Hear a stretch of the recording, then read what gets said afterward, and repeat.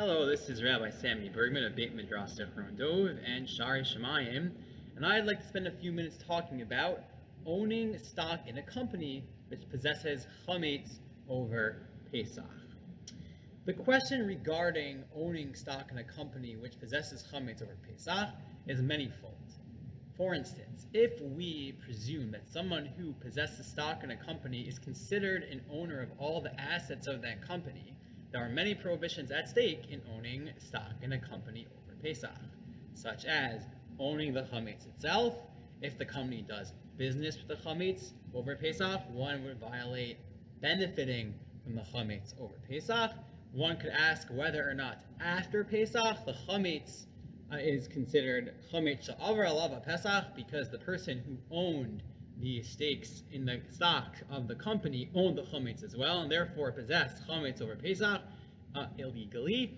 And also it relates to the question of bittul, because even if you wanted to argue that someone could be mevatel or nullify their Chametz, bittul is predicated upon the assumption that you don't want the Chametz in your possession anymore.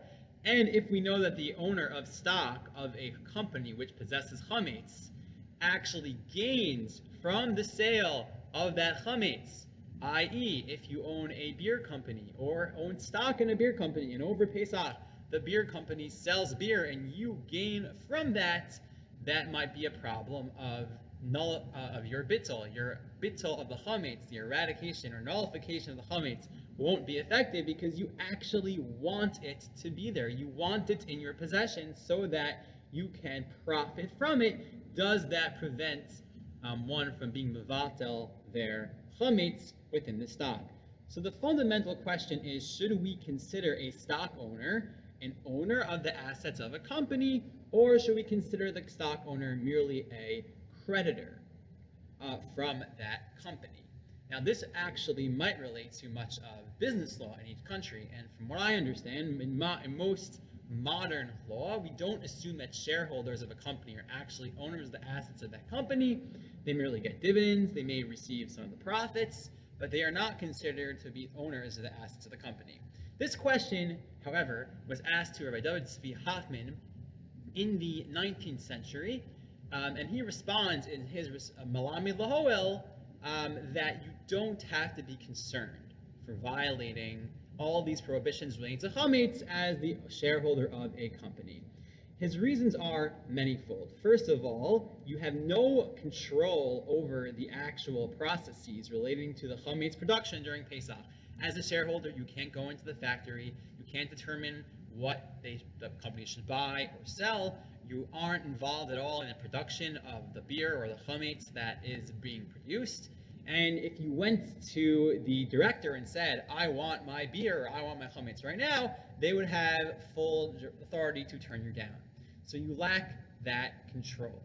Furthermore, even in terms of benefiting from the sale of the Chametz, it's not quite so direct as constitute direct benefit. Furthermore, he adds the notion that if it's a company which is owned by many shareholders and only a few of them are Jewish, we can potentially apply the notion of bittul barov, nullification by majority. Since most of the shareholders are not Jewish, who's to say that the little benefit that the Jew gets from their stake in the stock and the sale of the Chametz continues to be extant? Maybe we can say it's batel, it's nullified in the majority.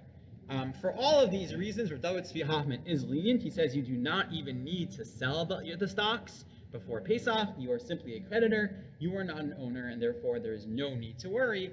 And he adds that in the case he dealt with, which was a company which owns a restaurant together, and a Jew has shares in this company, he says that, look, all the profits the company makes over Pesach, how much of it is actually from Chametz? We know that people mostly do not pay for bread. They pay for meat, they pay for other courses, but most of the profit isn't going to be from the bread anyway.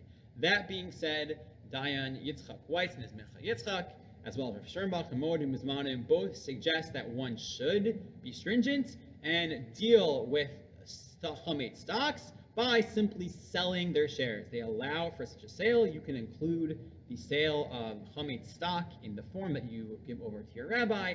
And since it could be that we should consider a shareholder an owner of a company, we should be stringent and sell the Chametz stocks. So essentially it boils down to, do we consider a stockholder a partner in the company, an owner of the assets, or simply a creditor? Whether, if you think it's a creditor, you will not need to be strict about selling Chametz stock. If you think that a shareholder is a real partner in a company, you may need to be strict. Please consult your local Orthodox rabbi, and if you choose to be stringent, you can indeed include the sale of the Chametz stocks in your form for selling Chametz. Thank you very much.